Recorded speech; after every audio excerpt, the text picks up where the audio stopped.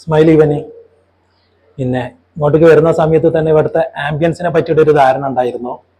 പിന്നെ ഫുഡിനെ പറ്റിയും പറഞ്ഞപ്പോൾ അതൊക്കെ പ്രതീക്ഷിച്ച സാധനം തന്നെയാണ്. പിന്നെ പ്രതീക്ഷിക്കാത്ത കുറേ സാധനം കിട്ടിയിട്ടുണ്ട്. ഞാൻ തീരെ പ്രതീക്ഷിച്ചിട്ടില്ല അത്രയും അധികം.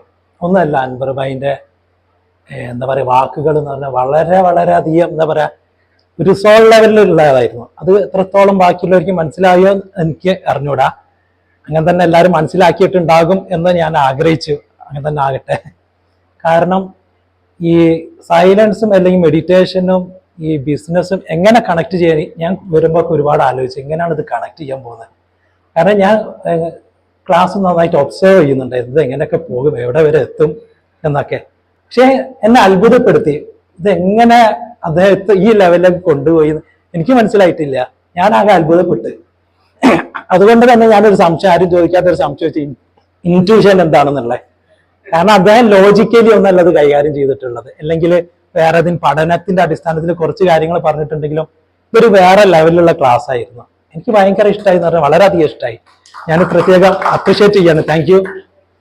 പിന്നെ മെഡിറ്റേഷൻ ചെയ്യുന്ന സമയത്ത് ഞാൻ കുറെ കാലമായിട്ട് ആഗ്രഹിക്കായിരുന്നു, എനിക്കൊരു 10 ദിവസത്തേക്ക് വിഭാസനക്ക് പോകണം എന്ന് ആഗ്രഹിച്ചിട്ട് പറ്റുന്നില്ലായിരുന്നു. സമയത്തിന്റെ ചെറിയൊരു വിഷയം മാറി നിൽക്കുന്നതിനൊക്കെ ബുദ്ധിമുട്ടുണ്ടായിരുന്നു.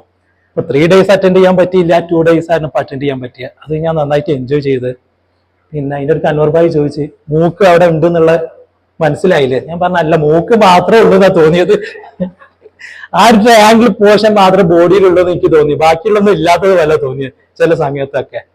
എന്തായാലും വളരെയധികം ഉപകാരപ്പെട്ടു.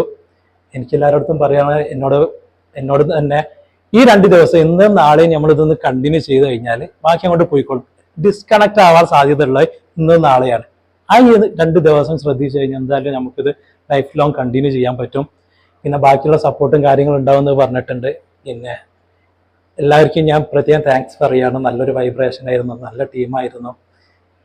പ്രത്യേകിച്ച് നമ്മളെ മുലൈഖാൻ ഭായി, അതുപോലെ അഖിലേഷ് ഭായി, എല്ലാവർക്കും താങ്ക് യു പറയാണ്. ടീച്ചറൊക്കെ ഈ ക്ലാസ്സിൻ്റെ ഒരു എന്താ പറയുക വലിയൊരു അനുഗ്രഹമായിട്ടാണ് എനിക്ക് മനസ്സിലാകുന്നത്.